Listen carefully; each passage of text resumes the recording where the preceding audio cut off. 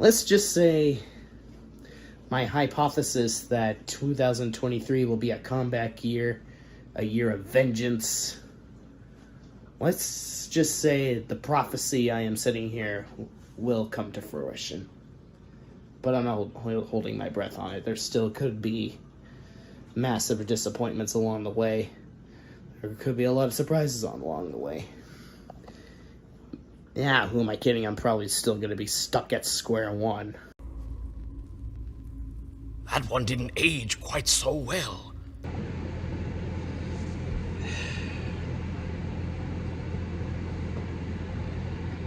So, yeah. A lot of you people are probably expecting this to be an absolute rampage, but you thought wrong, so no, you're not going to get any kind of satisfaction, and I actually kind of need it this time. Sure, yeah, I'm disappointed. It does suck that we had a season quite like that, but honestly, I'd rather not contend for a possible artificial 2015 Kyle Busch-like championship and further debilitate the integrity of NASCAR.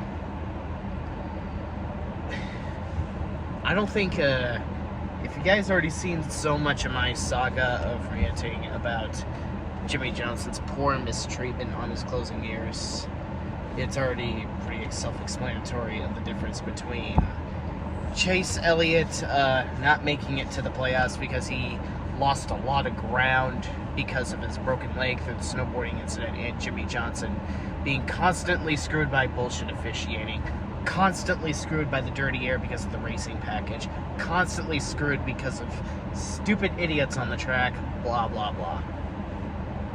And honestly, I was just so far out of favor with hoping that Chase Elliott would win a championship, at least Chase Elliott in particular, and Alex Bowman, because, well, they just really haven't been there. It just, like, even when they have good runs, it's not good enough for them to farm enough points to contend for the playoffs, to make those, all that lost ground worthless to them. Like, and not only that, but Chase Elliott's bad judgment pretty much got to his head when he got himself suspended for exasperating an incident that didn't need to be exacerbated at the Coca-Cola 600. So, you probably expected a little rage, but no, I'm feeling rather just apathetic. So, wanna start stupid shit on Twitter? Well, I'm not gonna be there. I don't care anymore. I don't care anymore. Basically the overall theme of this particular video. So there's just way more to worry about than Chase Elliott not winning a championship where he missed 7 out of the 36 races. And the fact that my patience has been deteriorating with a lot of things as far as both NASCAR and other personal stuff goes, because, well, if you don't know what's been going on behind the personal scenes, my best friend Kat Mocha was taken too soon, passed away far too soon, and, well, it just really was filling my mental health to the brim with complete melancholy, and it just was unbearable to deal with. And not to mention the various episodes of me having depression, and I just don't get it why this happens every time. Well, as far as 2023 goes, every time I see a Hendrick victory in person, a beloved cat dies. Like, I see Kyle Larson win in person at Martinsville, then Matunsis dies, and then I see Byron win in person at the Watkins Glen, then Mocha dies. I just don't really have any zealous to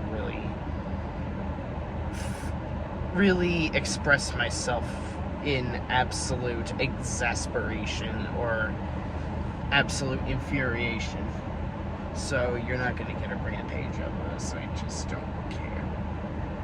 And that's honestly worse than hatred, because with hatred you care about something, but unlike with this whole egregious Jimmy Johnson downfall saga, I just couldn't care any less.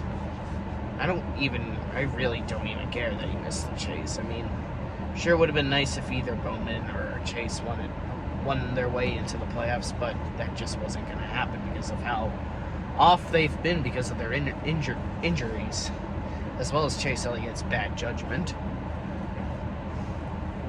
So, yeah. This basically was a mirror.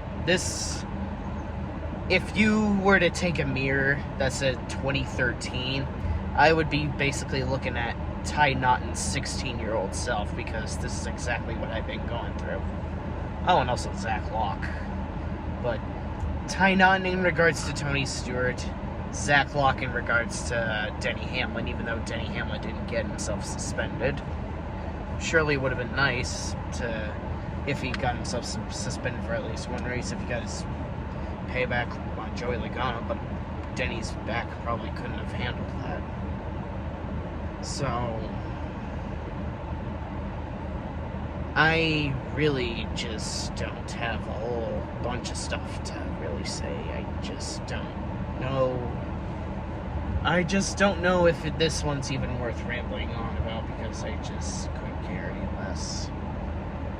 There really isn't no reason for me to scream at this point, because, well, there wasn't really anything to lose or hold out hope for. Bowman and Chase, yeah, sure, they can still win in the playoffs. Yeah, that's always the bonus. But as far as championship goes, there really wasn't really anything to anticipate for. But with Jimmy Johnson, on the other hand, I was really hoping he could have the bragging right to say that he made the playoffs every single season in his entire career, but because of how debilitating that racing package was, where it was indulging itself in the dirty air, that just wasn't going to happen, unfortunately, because he was always wrong place, wrong time, so many whoopsies, blah, blah, blah. So I just don't... The fire in me just doesn't really exist for this particular case, so... Chase Elliott's still young. He still has a lot in him. He still has a lot to offer. He still has plenty of milestones to go. He still has yet to tie Tony Stewart and Jeff Gordon in road course victories, and he still has yet to fully live up to the Dale Earnhardt Jr. level of hype by tying Dale Earnhardt Jr.'s NASCAR Cup Series wins. So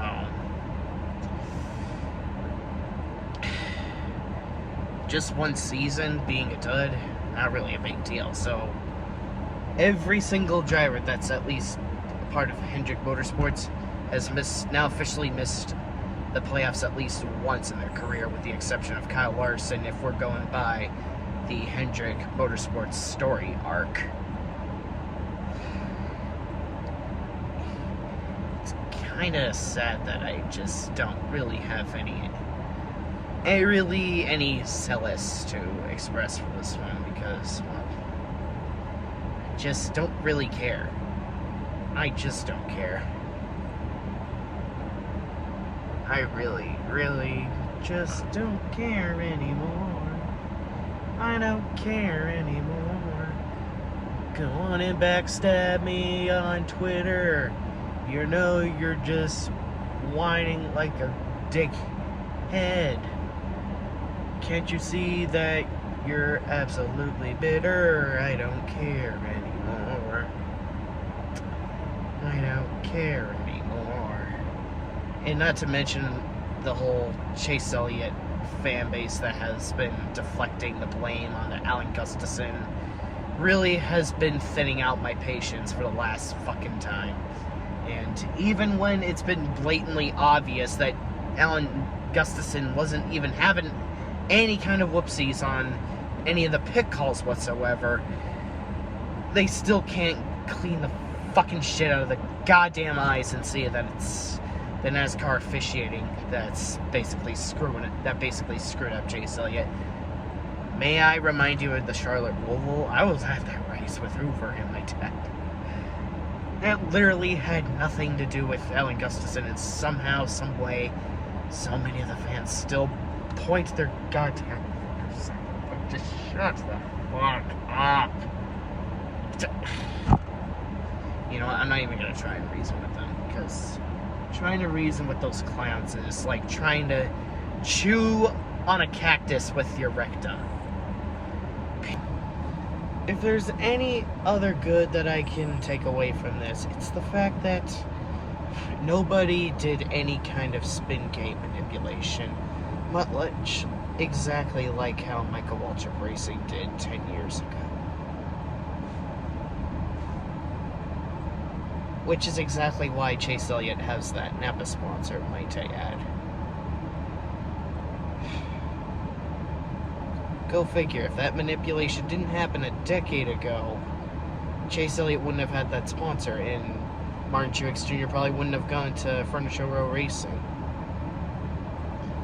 Who would have thought a manipulation that screwed Jeff Gordon over until justice was served when Truex was taken out and Newman was put in, and then Jeff Gordon was put in as a 13th car, would eventually lead up to the fact that Chase Elliott Napa has his primary sponsor, and the fact that Martin Truex Jr. was ultimately led to Joe Gibbs Racing. What are the odds? So, yeah. At least the misery wasn't like 2013, where Jeff Gordon was initially screwed out of the playoffs at Richmond because of Clint Boyer intentionally spinning himself out and Ty Norris telling Brian Vickers to pit right before the restart, which was a big violation of the regulations.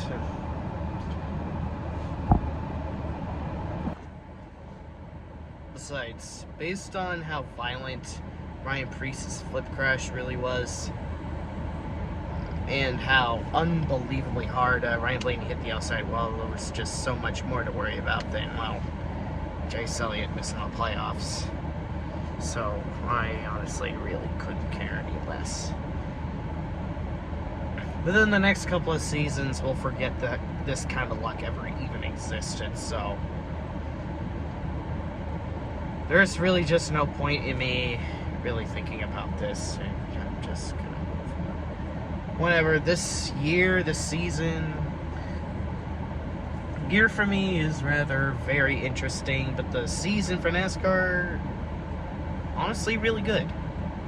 And honestly, I will actually eat all of this talk about Chase Elliott and Bowman aside. I'm actually happy for Bubba for once. I'm actually happy that he finally got a playoff appearance. The dude actually farmed enough consistency to get in, to make his way into the playoffs, and I'm actually happy for the guy. Finally, Chandler, if you happen on the off chance to come across this video, big congratulations to your man, Bubba Wallace. You deserve it. You absolutely deserve it 100%, and hopefully he'll have a win coming up shortly. It's usually, as far as it goes, it's usually the playoffs where he wins at least one race. So, yeah, I don't really know what else there is to say. Just, well,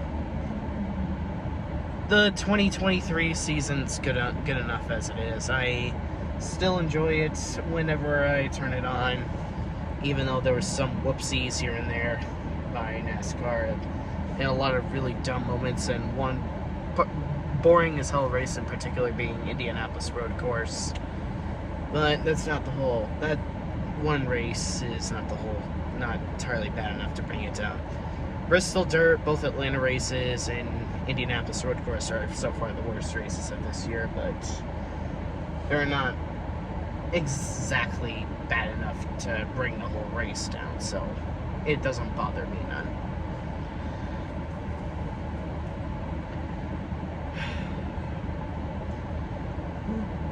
Go on, exacerbate drama. We're just about as whiny as your mama. I don't care anymore.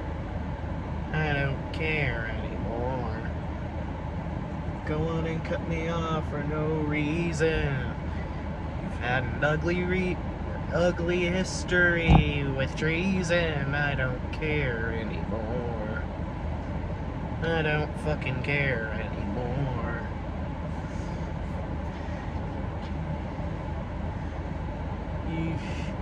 Can't you not see why you're so full of shit? You've engulfed my face full of your spit. I don't care anymore. I don't care anymore. So yeah. Year was a roller coaster. Had its ups and downs. So many elevator flows. Blah, blah, blah. You all get the point. But if there's one thing that I can be actually positive about, Bubba detractors are mad. I enjoy you drinking your tears, Bubba detractors. Go fuck yourselves. He made the playoffs and there's nothing you can do about it.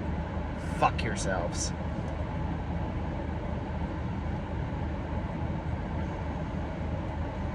Yeah, I said all I had to say about this race. Well, the race was exciting enough as it is. It is Daytona after all. I will always enjoy Daytona. I still don't like the idea of Daytona being the last regular race, but I digress. I'm not going to go into detail why, again, because I'd just be repeating myself at this point, and it would just dictate on how NASCAR doesn't listen, so whatever.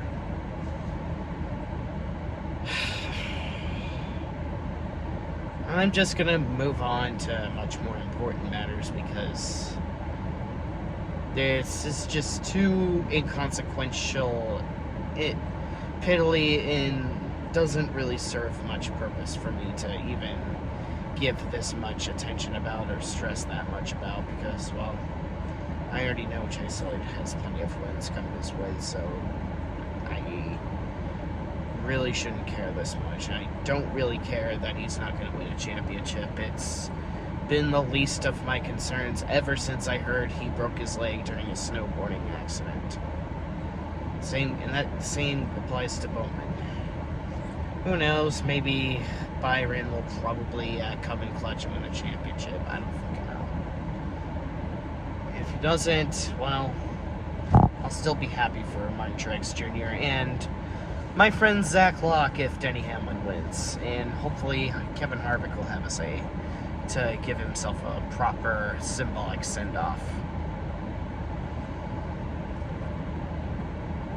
I've done enough rambling as it is, so I'm not gonna drag this video on any longer, so goodbye. I don't care anymore. Okay, I said it enough. Bye-bye.